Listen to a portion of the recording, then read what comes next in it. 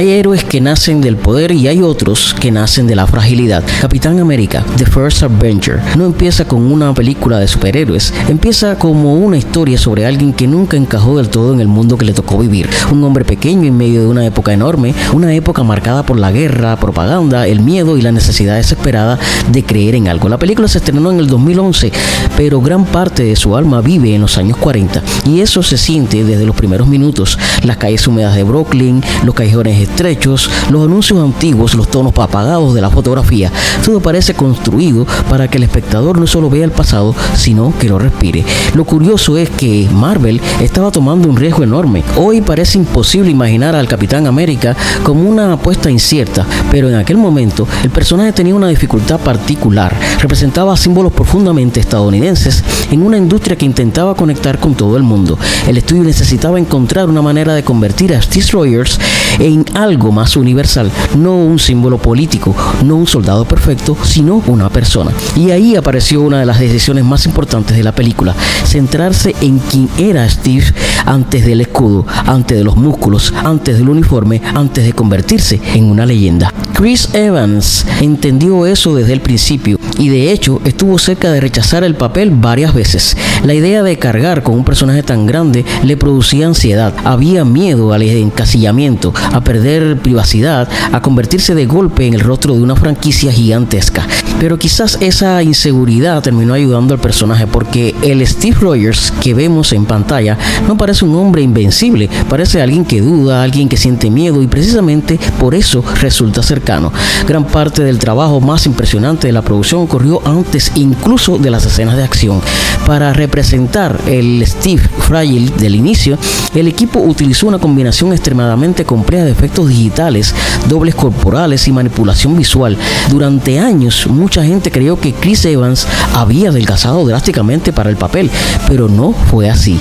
La producción redujo digitalmente su cuerpo en postproducción, alterando proporciones, hombros y altura en cientos de planos distintos. Y aunque hoy estamos acostumbrados a los efectos invisibles, en el 2011 aquello seguía siendo increíblemente ambicioso, especialmente porque no se trataba solo de hacerlo pequeño, sino de mantener intacta la emoción en el rostro de Evans, el que el espectador siguiera viendo vulnerabilidad y humanidad detrás de la técnica. Ese detalle resume bastante bien el corazón de la película. La tecnología está ahí, la acción también, pero todo funciona alrededor de una idea más íntima, la necesidad de demostrar que el valor no siempre tiene la apariencia que el mundo espera. El director Joe Johnston era una elección particularmente interesante para contar esta historia. Antes de dirigir películas había trabajado en el universo visual de Star Wars e Indiana Jones, y eso se nota muchísimo. The First Avenger tiene algo del cine de aventuras clásico. Hay una sensación romántica y nostálgica en la manera de mover la cámara, en los trenes, en los laboratorios retrofuturistas, en la textura casi artesanal de algunos escenarios.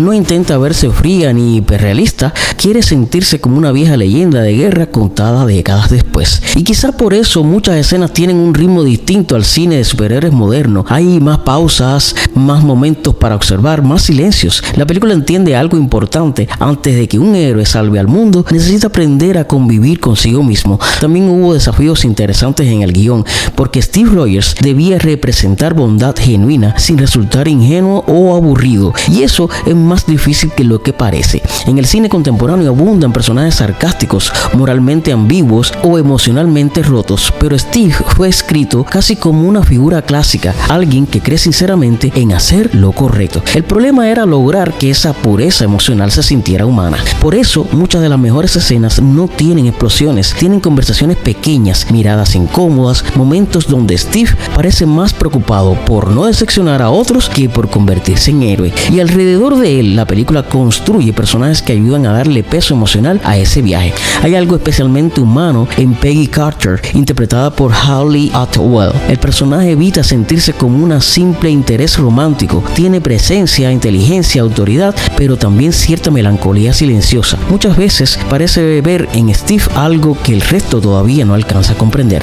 Tommy Lee Jones, por otro lado, aporta una energía completamente distinta, más seca, más pragmática, como si perteneciera a un mundo donde las emociones se estorban y las guerras obligan a endurecerse. Esa mezcla de sensibilidad mantiene la película equilibrada, nunca se vuelve demasiado solemne, pero tampoco cae del todo en la ironía. Y visualmente hay mucho trabajo escondido detrás de esa atmósfera. El departamento artístico investigó propaganda real de la Segunda Guerra Mundial, uniformes militares auténticos, vehículos históricos y carteles de reclutamiento de los años 40. Incluso parte de la iluminación intenta imitar el aspecto del cine clásico de aventuras de mediados del siglo XX. No buscaban solo precisión histórica, buscaban memoria emocional, la sensación de estar viendo una historia encontrada en otro tiempo. También es interesante cómo la película juega con la idea de la imagen pública, porque durante las guerras los símbolos importaban muchísimo. Los gobiernos utilizaban personajes, ilustraciones y figuras heroicas para mantener la moral en la población. Y Capitán América toma esa realidad histórica y la incorpora en la identidad del personaje. Detrás del uniforme hay una pregunta constante: ¿qué ocurre cuando una persona real queda atrapada dentro de un símbolo? Esa tensión le da profundidad a la historia sin necesidad de volverla oscura. Mientras tanto, los efectos especiales intentaban equilibrar lo fantástico con lo tangible. Muchos escenarios fueron construidos físicamente, vehículos reales se combinaban con extensiones digitales, las armas y tecnologías de Hydra tenían un diseño inspirado tanto en ciencia ficción pulp como en prototipos militares antiguos. El resultado es curioso incluso hoy. La película no parece completamente moderna ni completamente antigua. Existe en un punto intermedio, como si estuviera recordando un futuro imaginado desde el pasado. Y quizá esa cualidad explica por qué todavía conserva cierto encanto, porque más allá de las batallas, lo que permanece es la sensación emocional del personaje. Steve Rogers no impresiona únicamente por su fuerza, impresiona porque incluso antes de tener poder ya estaba dispuesto a sacrificarse, y eso cambia la manera en que el espectador lo mira. Muchas películas de héroes hablan sobre adquirir habilidades, esta habla sobre conservar principios, sobre seguir siendo uno mismo incluso cuando el mundo empieza a verte de otra manera. Hacia el final uno entiende que el verdadero conflicto nunca fue físico, era moral, era emocional, era la lucha entre convertirse en un símbolo vacío o seguir siendo humano debajo del uniforme. Y quizá por eso la película sigue conectando con tantas personas años después, porque debajo de toda la escala épica de las explosiones, de los efectos digitales y de la maquinaria gigantesca de Marvel, hay algo muy simple: la historia de alguien que pasó gran parte de su vida sintiéndose insuficiente, alguien que no quería ser importante, solo quería ser útil. Y tal vez ahí vive la parte más íntima de Capitán América, no en el héroe perfecto que aparece en los carteles, sino en el hombre inseguro que existía antes de que el mundo aprendiera su nombre.